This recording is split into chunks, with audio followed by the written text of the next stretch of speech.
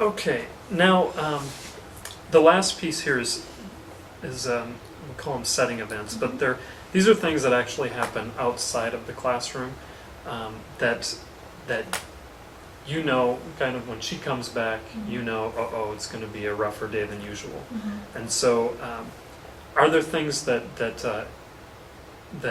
where you sense that, or are there, and if there are, can you identify any things that might be? And a lot of times, we may not know this as teachers because we're not out there where something had happened, but is she the type, does she have days where she walks in and you're just like, oh no?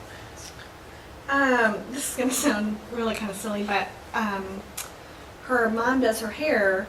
You know, she always puts in those weaves, and she has that, and so her mom always does her hair a lot. And she comes in, and I know it's a bad day when her hair is done because it's pulled tight, and she doesn't like having it done. She likes just to have the, the froey, messy hair. She's very tomboy, and so when her mom has done her hair the night before, I know it's a rough day because she feels embarrassed by the girliness of the hair and the, having it done and staying up all night to get it finished. And so when she's got a new hairdo, I know that it's a long day. So you have a long day after she gets her hair done. I know that sounds kind of silly, but we learn, on that real quickly. And because she'll wear a sweatshirt and hide her hair, and she's very embarrassed by it. And then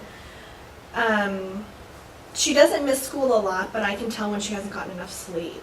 So when she's really, really tired, that's also, she has more of an anger. It's not so much that she just kind of sits there and doesn't want to do anything. It's she's really snappy and, kind of talks back kind of attitude. So. Okay. But she comes and eats breakfast every morning, and so. Okay, so it's lack not of two sleep big things, and bad hair. And then the bad hair. Okay. Well, actually, it's cute hair. Well, yeah, but it's she good hair, doesn't- but she's not appreciating.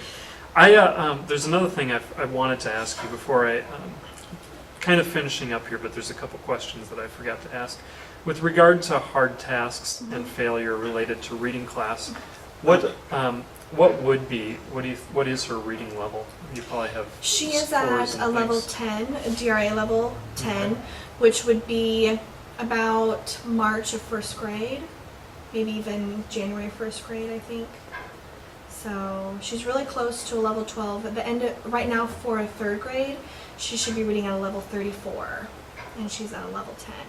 Okay. So that's about middle of first grade. Okay, so when she's having troubles with a lot of the class material, she's not really able to perform those tasks independently. Okay. And you've got a pretty good idea clearly of where her reading level is at. And the other challenge is when you do try to modify the tasks, she's sensitive to others noticing that. And sometimes it's even, we'll do multiplication as a morning work, and I'll set out, morning work that everybody could do, just simple basic multiplication, and it's, sometimes she even doesn't want to do that or participate in that, and that's things that we practice, and so, and I don't know if it's that she doesn't know them, or...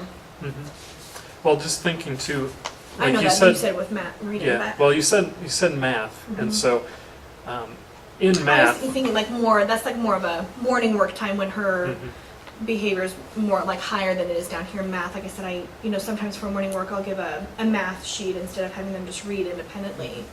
but with math you see less problems because she's more successful. I think so.